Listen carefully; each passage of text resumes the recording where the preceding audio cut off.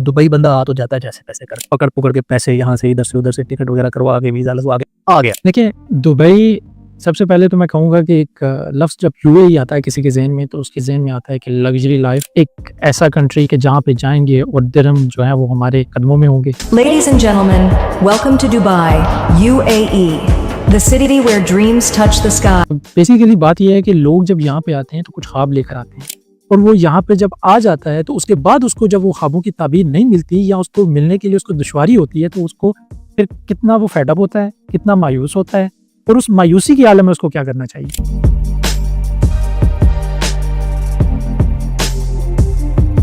यहाँ पे जितने भी यंगस्टर्स आते हैं उनका पर्पस यही होता है कि हमने एक अच्छी जॉब लेनी है यहाँ। अब आप क्या कहेंगे कि एक बंदा जो जॉब लेने के लिए आया है उसको अपनी किस तरह से प्रिपरेशन करनी चाहिए? यहाँ पे कंपटीशन बहुत ज़्यादा है। और भी कंट्रीज हैं जहाँ से नौजवान आ रहे हैं, जैसे कि इंडिया है, नेपाल है, बांग्लादेश है। मैंने कई ऐसे नौजवान देखे हैं उस्मान भाई, यकीन करें कि वो पढ़े लिखे भी हैं, माशाल्लाह उनके पास एक्सपोजर भी है पाकिस्तान में या किसी और जगह भी, लेकिन उन लोगों का सबसे बड़ा प्रॉब्लम क्या है कि उन लोगों को सीवी बनानी नहीं आती। एटीएस फॉर्मेट क्या है? अब एचआर मैनेजर उसको हर एक सीवी उठा के तो नहीं देखेगा। बहुत सारे लोग तो ऐसे हैं उस्मान भाई कि आपको मैं क्या बताऊं कि वो आके एजेंट्स के हथे चढ़ जाते हैं। एजेंट्स क्या कहते हैं? वो कहते हैं हमें पैसे दे दो, हम आपको जो है वो नौकरी लगवा देंगे। जो सबसे बड़ा जुल्म है लोगों के साथ, एक तो एक बंदा आया न्यू है, को नहीं पता, यहाँ पे आके आपको पता है कि आते साथ सबसे बड़ा मसला तो होता है वो रिहाइश का होता है। 3000 दिरहम्स आपके पास होने चाहिए तब आप एंटर कर सकते हैं, बिल्कुल, ताकि कम से कम 1 या 2 महीने का आप गुजारा कर सकें इधर, बगैर किसी से मांगे हुए, बगैर कुछ किए हुए।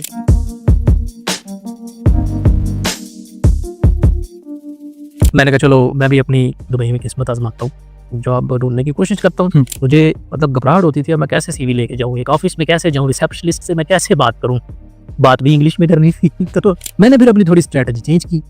मैं ये बड़े वसूब के साथ कह सकता हूँ, नाज़रीन को भी मैं बड़े कॉन्फिडेंस के साथ कह सकता हूँ, हर कंपनी, हर बिजनेस को आजकल के दौर में डिजिटल मार्केटिंग की जरूरत है। मैं गया एक ऑफिस में, मैंने उनको बोला आपको मार्केटिंग की जरूरत है, आपको क्लाइंट्स चाहिए, मैं आपको क्लाइंट्स ला के दूँ। मैंने 1 माह, सिर्फ और सिर्फ 1 माह उनके सोशल मीडिया पेजेस बना के रन करने शुरू किए। 2.25 करोड़ के अराउंड मैंने उनको रेवेन्यू जनरेट करवा के दिया। तो मेन पॉइंट ये है कि आपके पास एक स्किल थी, तो वो रेवेन्यू सिर्फ उस स्किल की बेस के ऊपर जनरेट हुआ। कि आपके पास अगर स्किल है ना, तो आप दुनिया के किसी भी कोने पे चले जाएं, आप मार नहीं खाएंगे। और अगर डिजिटल मार्केटिंग की बात करूं तो ये उस्मान साहब आपके सामने बैठे हुए हैं, आप इनसे रहनुमाई ले सकते हैं, क्योंकि मैंने खुद इनका काम भी देखा है। और अगर हमारी गुफ्तगू की वजह से या हमारी बात करने की वजह से आप में से किसी एक बंदे की जिंदगी भी अगर चेंज होगी ना, तो हम समझेंगे कि हम कामयाब हो।